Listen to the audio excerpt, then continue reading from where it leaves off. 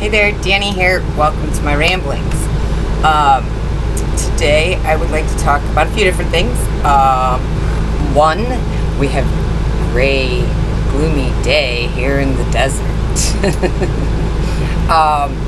So we still have the main AC working, and I finally got to shower in the RV again. Okay, so let me explain this so you understand.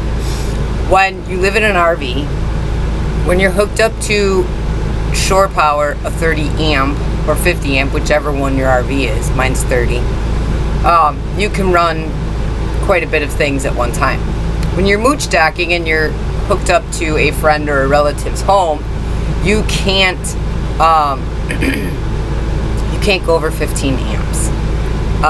So you get half the amperage that you normally would have. So you've got to be careful on what you use when you use it. So you're way more aware of your carbon footprint, if you will. And when you shower in an RV, the water doesn't run all the time. It's got a little knob on the top that you shut off. So you have it running to get yourself wet, and then you shut it off and shampoo and to soap up and everything else, and then you turn it back on to rinse yourself off.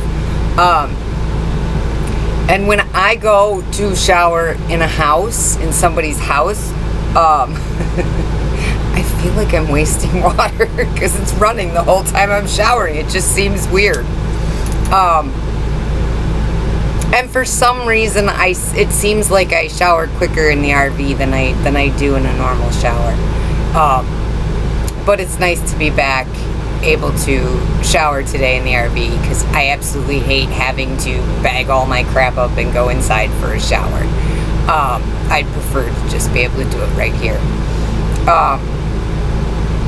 As you can see, my towel's back there, but that's mainly back there because it's really, really bright. The sun comes in through the skylight, so I'm trying to make it not as bright for you guys. Even though it's gray and gloomy, it's still bright here in Arizona.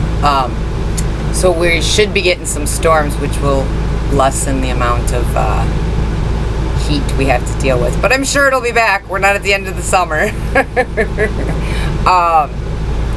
So I should be being released shortly from medical, so I'll be able to travel, and I'm very much looking forward to that. I wanted to talk to you. I was reading an article the other day about something about 15 things that women don't like about men or something like that. It was some weird thing. But one of it was talking about clinginess. And I've spoken on here before about the proverbial self-claimed nice guy. Now, if you're a nice guy, you don't ever have to say that, because your actions are going to speak that you're a nice guy. If you have to say that you're a nice guy, and you have to be, oh, pity myself, pity me, everybody, because I'm such a nice guy that I can't get a date. That's not why you can't get a date. It's not because you're a nice guy. It's because, and here's the difference between a true nice guy and a self-proclaimed nice guy. A true nice guy gives without an obligation. A self-proclaimed nice guy gives expecting that he's getting something back from that woman. So, like, let's just talk about somebody in a bar. So a guy asks if he can buy you a drink. Sure, whatever. You'll take the drink and you'll have conversation with him. That does not mean that you're obligated to have sex with him. It does not mean that you are obligated to be interested in him. But in his mind, he thinks it does. That is the self-proclaimed nice guy. They think that because they do something nice for you, you should give them some sort of physical attention that they are lacking. That is not an obligation. If they feel that it is an obligation, they are the self-proclaimed nice guy. That's not nice. That's not giving without expecting something in return. If you give somebody something and expect something in return, you're not being nice. You're making a transaction. You're turning this into a contract, a business deal. Who would fall head over heels in love with somebody who wants to make romance and a relationship a business deal? Nobody. Nobody at all. So the truth is, self-proclaimed nice guys, the reason that they say that is because that makes it so they don't have to look at themselves. The truth is, if you're a nice guy, your actions are going to show it. You're going to do something nice for somebody without expecting something in return other than a thank you. And that's it. If you expect something more than a thank you, you are the self-proclaimed nice guy. And all you care about is what you're going to get out of this. You do things nice for the woman you're interested in and expecting something in return. That is not a nice guy. Plain and simple. With that said, I would like to also discuss a little bit about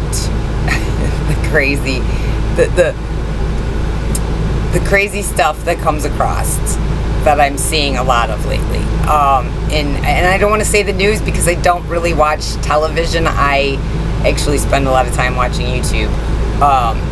And I keep seeing all this stuff about war. And this kind of comes off of that self-proclaimed nice guy.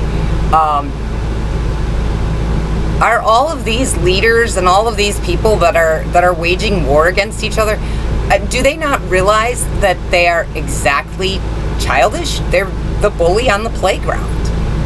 Why are you fighting with other countries? What are you fighting for? So you can be in power and control? That's exactly what a bully does on the playground. They're a bully because they want power and control over other people. When are you going to wake up and realize that you can't control another human being? The only person you can control is yourself. And if you, as a leader, think that you can control everybody else, that just tells us you aren't in control of yourself.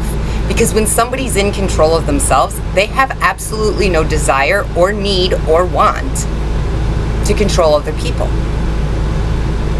Because they know they can't. So that's about all I have to say today. I know, short, sweet. Anyways, I'm going to be going out to work a little bit later tonight, but I'm going to chill and enjoy the great gloomy day. So I hope you have a great Sunday. I'll see you later. Bye, guys. Love ya.